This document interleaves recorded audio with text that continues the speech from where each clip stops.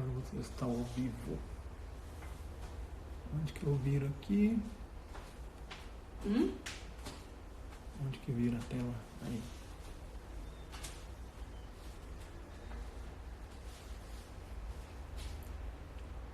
Boa noite, Lanucci. Boa noite, Sabrina. Emiliana Borges. Boa noite, Ludmila. Boa noite, Rafael. Boa noite, Lorenza. Boa noite, Pamela. A live de hoje parece ser bem interessante, né? Nós temos aí, boa noite, Lorenza. Boa noite, doutora Bárbara. Espera um pouquinho para adicionar para as pessoas. Doutora Bárbara já está entrando.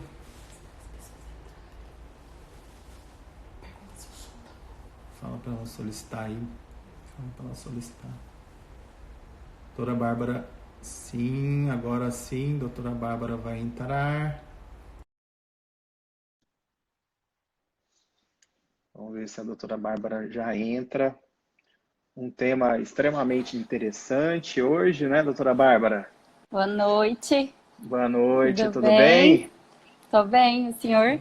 Tema extremamente interessante, extremamente Difícil. apropriado, difícil, né? E apropriado para quem a gente convidou, que é a doutora Bárbara. Eu vou apresentar ela aqui.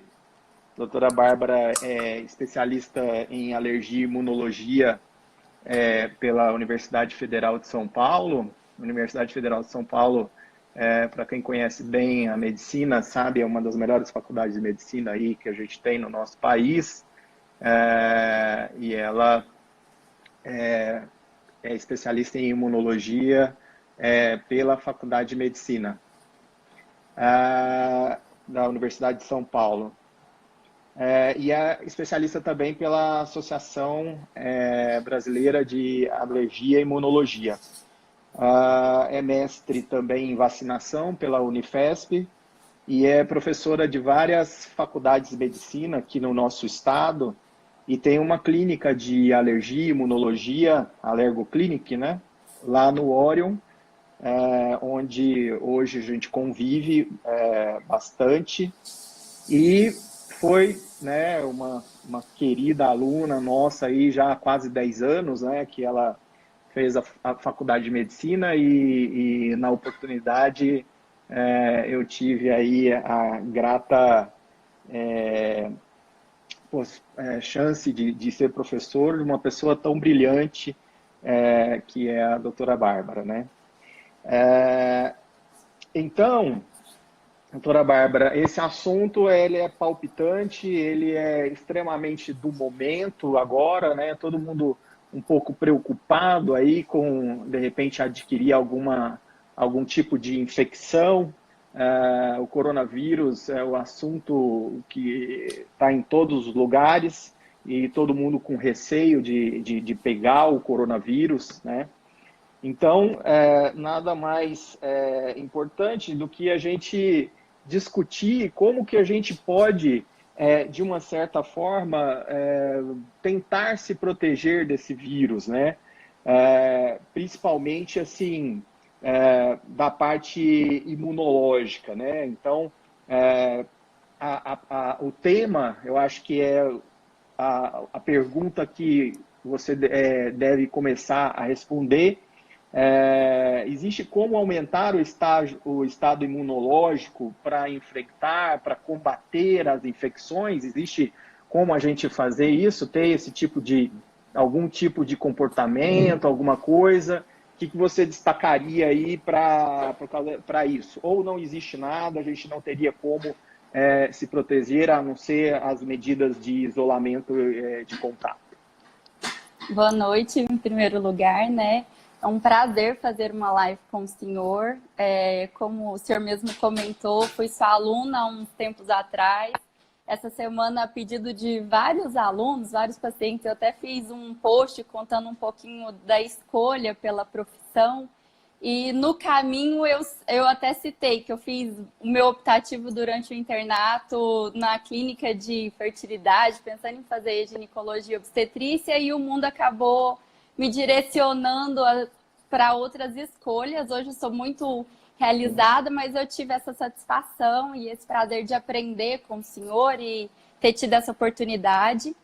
Quando o senhor me convidou para comentar um pouquinho sobre o tema muito difícil, assim, porque a parte imunológica é sempre um desafio. Acho que a gente sai da faculdade de medicina achando que sabe imunologia, a gente não imagina a área dentro realmente da imunologia e o campo de doenças que a gente tem relacionada a defeitos imunológicos. E eu tive essa experiência assim, fantástica em São Paulo. Todo dia a gente tem que ler e aprender um pouco mais sobre o sistema imunológico. Acho que voltando para Goiânia, fazendo a parte de tutoria e tendo a responsabilidade de ensinar imunologia para os alunos, a gente vai cada dia se apropriando mais um pouquinho do tema. E quando a gente fala de infecções, é muito comum as pessoas têm muito medo das infecções bacterianas e todo mundo acha que eu vou usar um antibiótico e vou sair muito rápido de qualquer infecção. E aí, simplesmente, a gente se depara com uma infecção viral, que, na verdade, é a grande maioria das nossas infecções, como os resfriados, a gripes, e agora com um vírus novo, tão patogênico e que deixa todo mundo num grande alarde, porque eu não tenho mais o querido antibiótico que mata tudo e que resolve a minha vida, né? E aí, eu acho que antes de começar falando um pouco sobre o que fazer para melhorar a minha imunidade, eu preciso entender que quando eu entro em contato com qualquer patógeno, que seja ele viral, seja ele bacteriano, seja ele um fungo ou um parasita, o meu sistema imunológico ele é redundante, ele vai passar por etapas subsequentes para poder defender o meu organismo. Isso acontece através da minha imunidade inata, da minha imunidade adaptativa.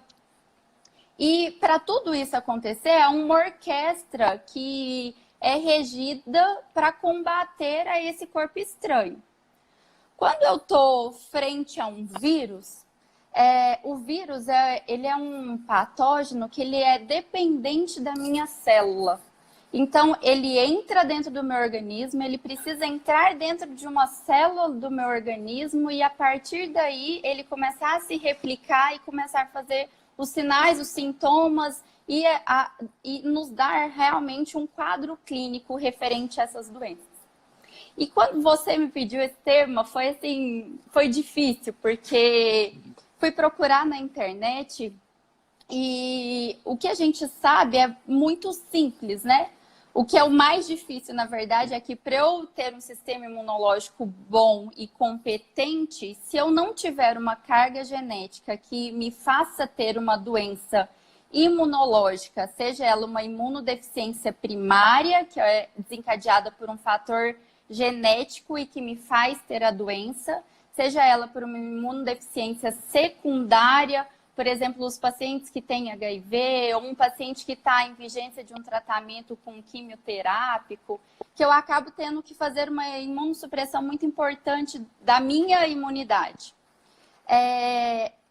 Se eu não tenho essas patologias de base, eu, teoricamente, tenho o meu sistema imunológico competente para me defender para qualquer infecção que eu entre em contato.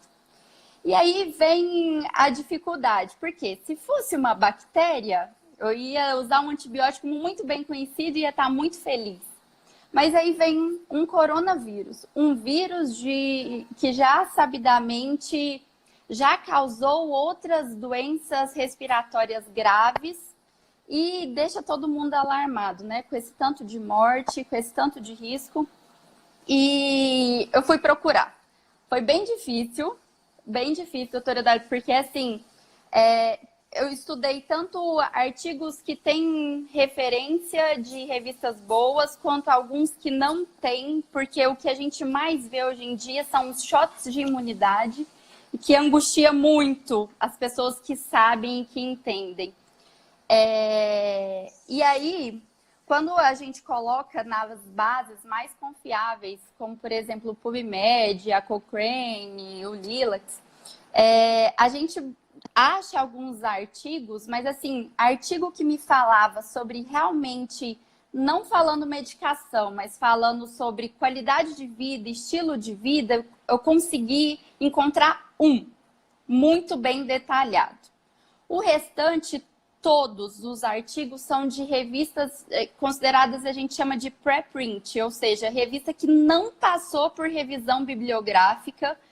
O desenho do estudo muito confuso, e eu vi muitos posts, inclusive de outros colegas médicos, de nutricionistas, sobre essas outras vitaminas, e eu falei, eu preciso ler, tem alguma coisa que a gente não está identificando, porque a gente precisa prescrever para os pacientes, se isso realmente tiver fundamento. Então, eu vou começar assim, vou começar contando da experiência de um jornal que tem. É o Jornal de Virologia Médica, é um jornal que tem impacto científico, então, assim, a gente consegue ter alguns substratos, e ele traz, assim, uma revisão fantástica, tanto das medicações quanto de alimentos, mostrando que o coronavírus já era, assim, um vírus sabidamente conhecido, que em 2002 ele causou o tão conhecido a SARS, em 2012 teve o MERS, e agora em 2019, com as modificações que a gente teve dessa carga genética, ele veio causando o Covid-19, né? Que teve essa nomenclatura. E aí, o que ele cita no artigo são, através das intervenções nutricionais, assim, bem interessante. Ele fala, por exemplo, por que fazer, por exemplo, reposição de vitamina A? Será que a vitamina A iria aumentar o estado imunológico para eu enfrentar as minhas infecções? E aí ele coloca que, por exemplo, para o sarampo, a vitamina A é uma vitamina muito utilizada porque ela aumenta, sim, elementos na minha imunidade inata e que impede a replicação viral. Será que para o coronavírus isso seria válido? Não sei. Mas em um outro vírus, que é especificamente o sarampo, isso existe. Mas para a demais diversidade de vírus, nós não temos essa resposta.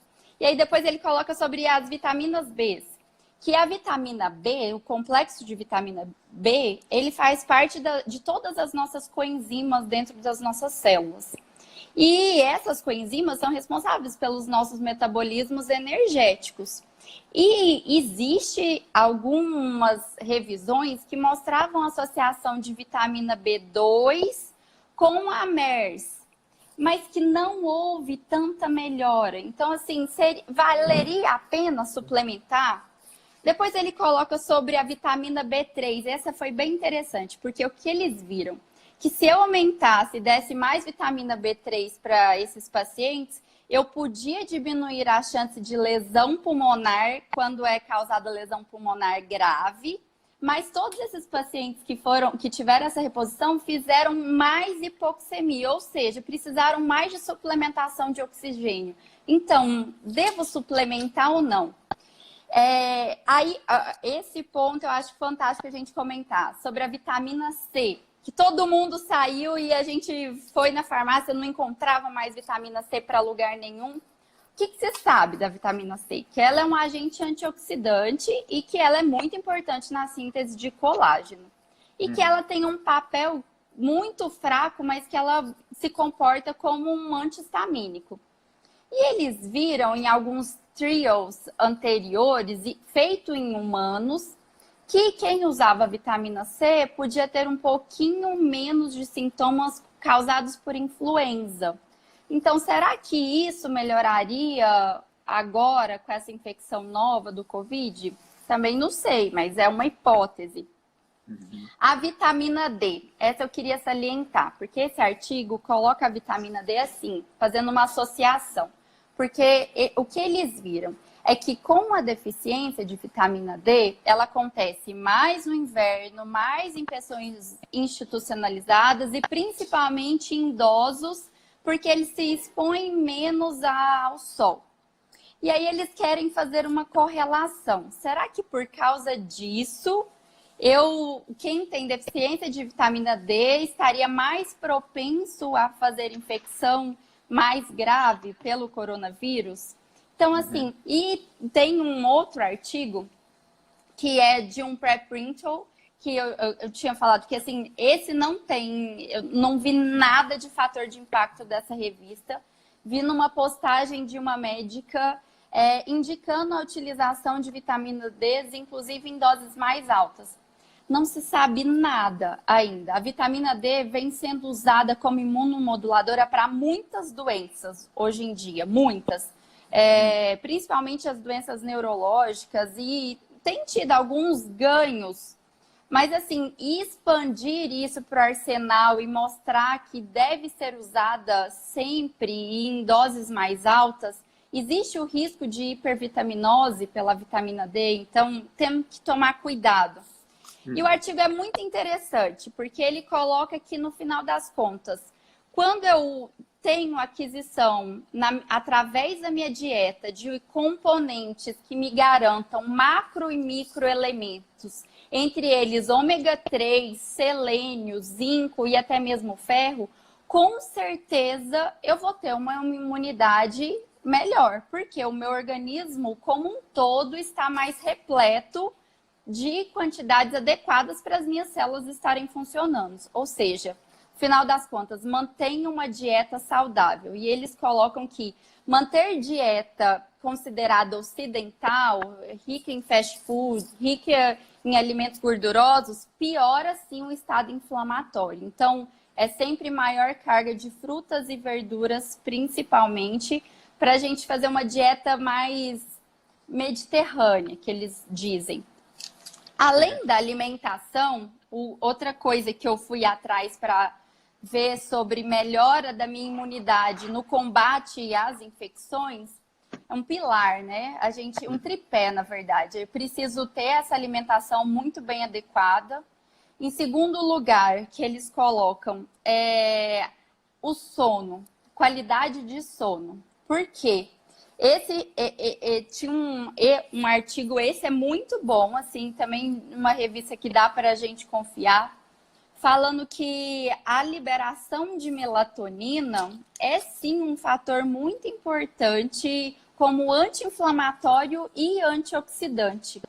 Então, que ela diminui a permeabilidade vascular, ajuda no controle da ansiedade, aumenta a qualidade do sono, e tudo isso poderia garantir um controle da imunidade melhor. E aí eu tenho até que agradecer, conversei com algumas amigas que são nutricionistas, para perguntar quais alimentos que a gente tem no dia a dia, que a gente poderia, por exemplo, comer a mais para ver se melhoraria um pouco.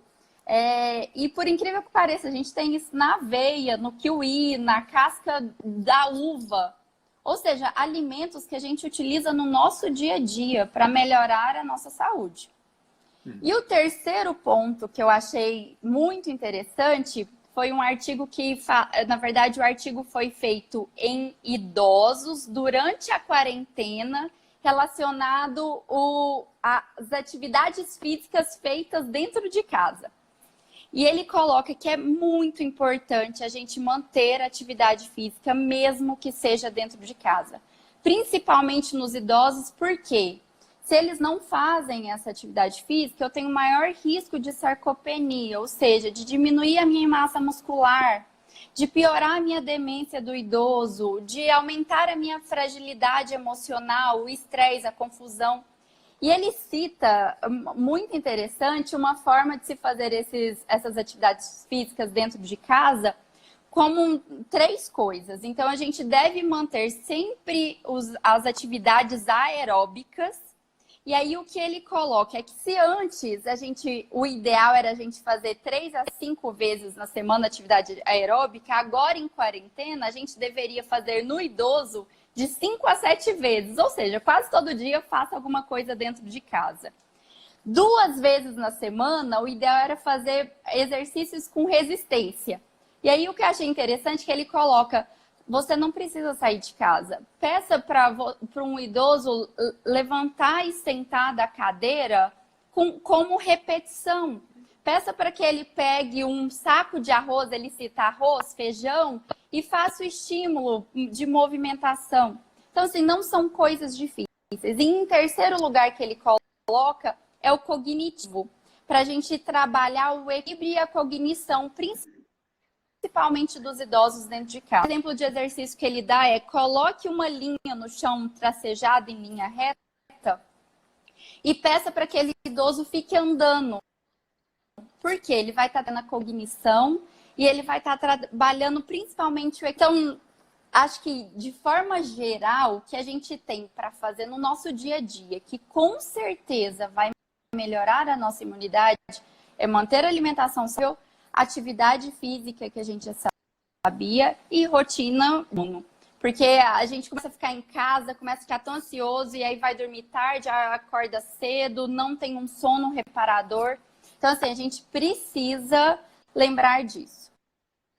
E como prevenção, tem uma perguntinha não aqui. existe... Fala. Tem uma perguntinha aqui. O sistema imunológico demora cerca de quanto tempo para aprender a desenvolver memória imunológica contra o vírus? Eu imagino que seja aquelas curvas Essa pergunta de é fantástica. imunoglobulina, né? Essa pergunta é fantástica. O sistema imunológico demora cerca de quanto tempo para aprender a desenvolver memória imunológica contra o vírus? Da Carla. Aquelas curvas de imunoglobulina, então, né? É muito interessante essa pergunta. Realmente, o sistema imunológico, assim, depende do patógeno. O vírus, na verdade, quando eu entro em contato com ele, eu já começo a ter uma replicação viral a partir do momento que ele consegue colocar o DNA dele dentro da minha célula. E a minha célula, do mesmo jeito que ela se replica, ela começa a replicar com esse material genético do vírus junto. Nesse momento, o meu organismo já começa a ver que a minha carga genética está um pouco diferente e começa a acontecer o combate. Não existe, em específico, um valor de dias certos. O que se sabe? Por quê? Cada vírus tem o seu período de incubação, o seu período de latência. O que se sabe através dos exames é que um PCR, que é feito o teste rápido da forma de PCR, que detecta essa replicação viral, é muito bem detectado nos primeiros 3, no máximo 5 dias. E que os testes rápidos, através de um método de sorologia, mostra melhora depois de mais ou menos 10 a 12 dias da doença. Ou seja, eu vou ter a concentração mais aumentada da minha IgG e da minha IgM, que são as imunoglobulinas que são marcadas, depois de um tempo mais longo. Ele pode subir a partir do 7º dia. Então, o meu organismo, ele começa esse combate a partir do momento que eu sei que eu tenho um RNA dentro do meu corpo que está sendo replicado de forma diferente. Mas esse combate, ele se estende e para o coronavírus a gente tem visto que é uma evolução mais lenta. Então, os pacientes têm melhorado depois de 14, até mesmo 21 dias, 3 semanas, para ter essa... E a gente só faz a memória imunológica depois que eu tive o combate completo. Então, eu faço o meu combate e depois desse estímulo imunológico eu deixo uma parte do meu organismo pronto para que, se ele encontre de novo com esse vírus, ele consiga combater de forma muito mais tranquila. Tem uma perguntinha aqui. Alergia tem a ver com qualidade do sono? O que para fazer para melhorar a alergia e, por conseguinte, a qualidade do sono? Total. Porque, assim, é que a alergia é um campo gigantesco. Por exemplo, um paciente com rinite. O paciente que tem rinite dorme de boca aberta e tem um sono péssimo. Então, tratando a rinite, eu consigo melhorar. Um paciente asmático que não está controlado e que está com crise asmática, não vai ter qualidade de sono, porque a piora do quadro sintomatológico desse paciente é um monte de tosse, principalmente no período noturno. Um paciente que tem dermatite atópica, ele se coça o tempo inteiro, se ele não estiver bem controlado. Então, assim, para todas as minhas doenças alérgicas, urticária crônica espontânea é um terror. Para todas as minhas doenças alérgicas, eu tenho questionários de qualidade de vida. Quando elas estão muito bem controladas, com certeza eu vou ter uma vida normal. Agora, quando ela não está controlada, eu realmente preciso procurar um especialista e fazer o manejo da melhor forma possível para melhorar os sintomas. E outra perguntinha, o que muda no estado imunológico da gestante? O que a deixa mais predisposta a infecções? Essa pergunta sensacional. Muito boa, Eduardo. O que acontece? O meu bebê, que está dentro do meu organismo, ele é considerado um corpo estranho para mim. Porque ele tem uma carga genética, metade minha e metade do seu parceiro. Então, o meu corpo, ele precisa desviar o meu sistema imunológico, que a gente fala da minha resposta TH1, que é a resposta mais importante para o combate das infecções, desviando para uma resposta mais TH2. E aí, o que acontece nesse período? Todas as mulheres na fase durante a gestação pode ter piora das doenças alérgicas por causa disso. E a imunidade fica um pouquinho menos tão exacerbada, tão vigorosa do que se ela não estivesse gestante por causa desse desvio da minha imunidade, me defendendo de ter um corpo estranho dentro de mim que precisa ficar dentro de mim por 9 meses. Certo.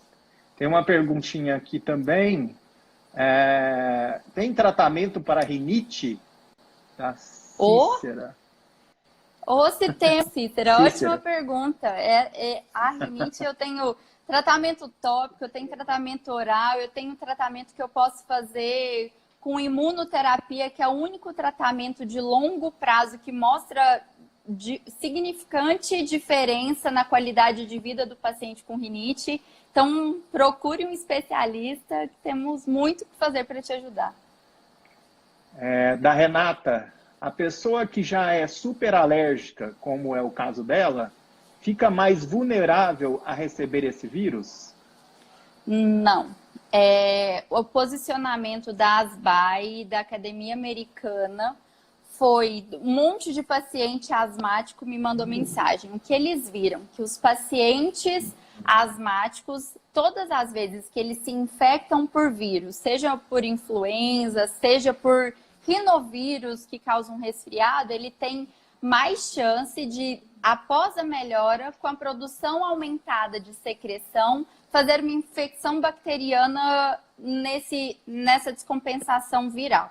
E o que eles acham que para o coronavírus seria a mesma coisa. Eu vou ter o contato com um vírus e eu vou estar mais susceptível a evoluir com uma infecção bacteriana, como seria com qualquer outro.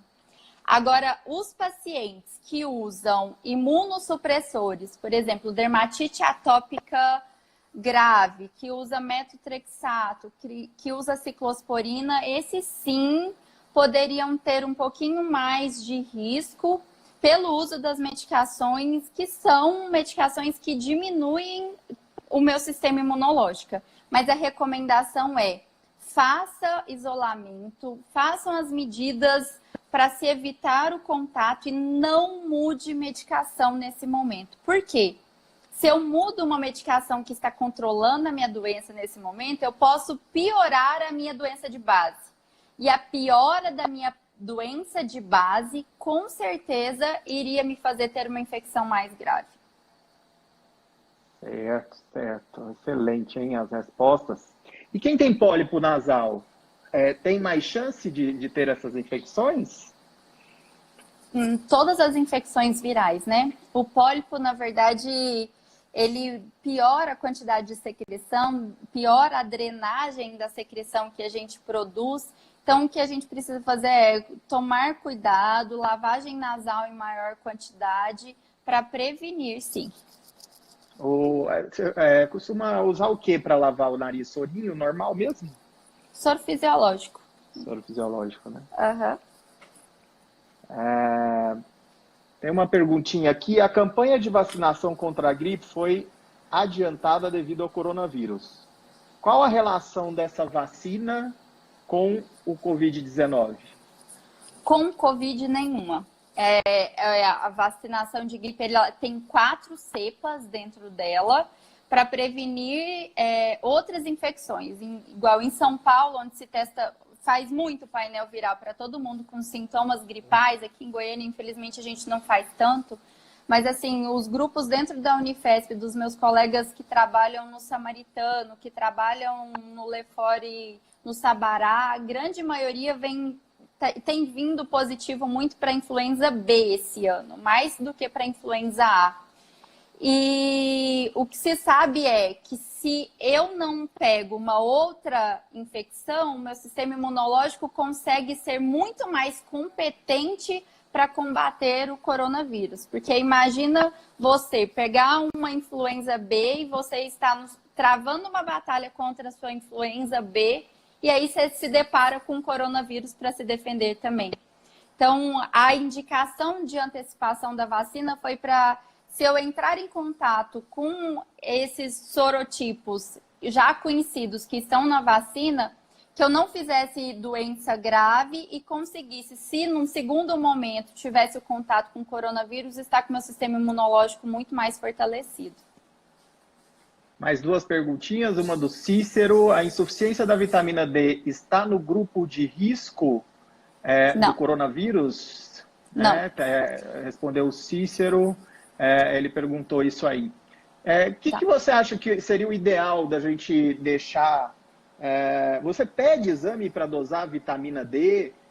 E se pede exame, o que você acha que é o ideal de manter a vitamina D e qual concentração? Então, Eduardo, não tem uma resposta para isso. Por quê? O que se sabe é que a vitamina D, ela pode sim, em doses mais altas, ter uma função imunomoduladora, que essa dose mais alta é muito paciente dependente e deve ser feito com rastreio de exames mesmo. Então, se eu faço uma dose mais alta, eu tenho que ter um controle de quanto subiu para não se fazer hipervitaminose. E o meu limite para uso de vitamina D é muito doença dependente. A gente não usa vitamina D com o intuito de aumentar a imunidade nem nos pacientes com imunodeficiência. Então, assim, ela tem sido muito falada e muito utilizada em vários campos da medicina, mas assim, como uma dosagem específica, tem um artigo que, inclusive, esse é outro que foi colocado numa mídia, assim, que vitamina D também estava junto desses shots imunológicos que foram tão vendidos nesses últimos dias, e não tem nada que me comprove com dose correta, com estudo a longo prazo da utilização da vitamina D. Pergunta da Lorena. Por que algumas pessoas tomam vacina para a gripe e logo em seguida gripam? Todo ano isso acontece com o pai dela. Essa é uma pergunta clássica. A vacina de gripe, ela é formada por vírus morto, ou seja, o vírus que a gente entra em contato é um vírus morto que vai estimular o meu sistema imunológico a produzir uma resposta imunológica de memória para que, se eu entre em contato com essa cepa, eu consigo me defender muito rápido e não fazer doença. O problema é que, como é um vírus morto, eu preciso colocar uma proteína, um adjuvante a esse vírus morto para essa vacina ter essa resposta imunológica muito boa. Em alguns pacientes, ao contato com essa proteína que é colocada, esse adjuvante, ele faz uma reação tão exacerbada a esse adjuvante que ele faz sintomas que simulam uma gripe. Mas não é assim pela cepa da vacina, é pelos componentes que a gente tem na vacina. Qual que é a diferença entre a vacina trivalente, que normalmente faz nas unidades de saúde, e a tetravalente oferecida por algumas clínicas privadas? É só uma cepa, só isso. Uma tem 3 cepas e a outra tem 4 cepas. Certo. Deixa eu ver aqui. Quem tem algum tipo de alergia ao ovo pode tomar vacina contra a gripe? Quais são as recomendações? Essa pergunta é fantástica. A vacina de gripe, ela é cultivada em meio a ovo albumina, em ovo de galinha, assim. E as recomendações são que a quantidade de frações de albumina que tem na vacina, ela é muito, muito pequena. Não vale a pena não vacinar.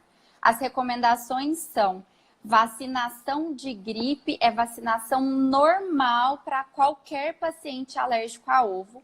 E se a gente quiser ter um pouco mais de zelo dado aos pacientes que têm alergia ao ovo grave, aqueles que fazem anafilaxia, o ideal era vacinar esses pacientes e deixar eles sob supervisão em um local que tenha médico ou enfermeiro por 30 minutos.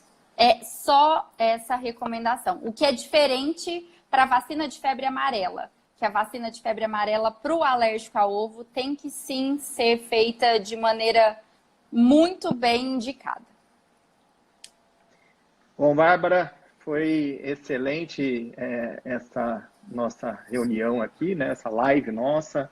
As suas perguntas são muito consistentes, muito baseadas em evidência, é medicina pura mesmo. Eu acho que todos nós aqui ficamos muito agraciados com essa live que fizemos com vocês, todos que participaram da live, né?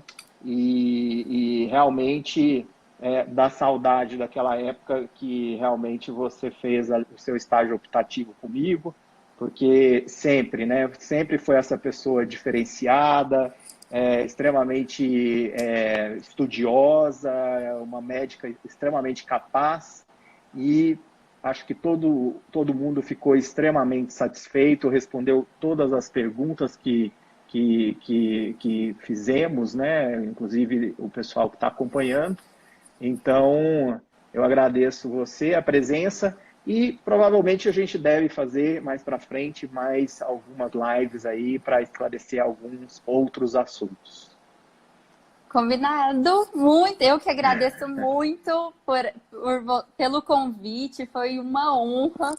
Estudei assim muito, queria trazer conteúdo ponta, porque o que não falta nesses últimos dias são as fake news, né? Hoje eu estava no rádio, uma pessoa brincou assim que ache uma pessoa que você confia e escute informações daquela pessoa, porque a gente não sabe em quem confiar. Então, acho que da gente ou antes da gente passar informação para frente, vamos tomar cuidado da onde está vindo essa informação, porque se a gente tivesse certeza que qualquer uma dessas vitaminas iriam mudar o rumo da doença, com certeza ela já estaria sendo utilizada, estaria dentro de um Vaccine, de um Lancet, de revista de ponta. Então, a gente tem que ter cuidado, ter formas de ler e fazer uma leitura crítica de tudo que a gente recebe. Eu sei que é muito difícil para todo mundo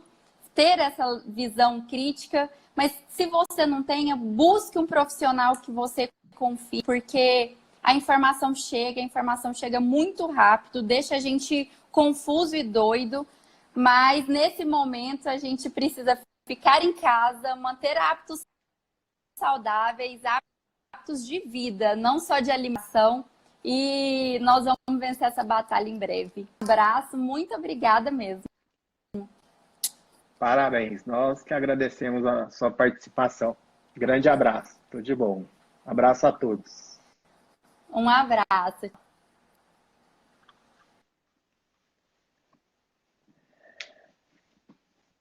Tem certeza que deseja encerrar esse seu vídeo?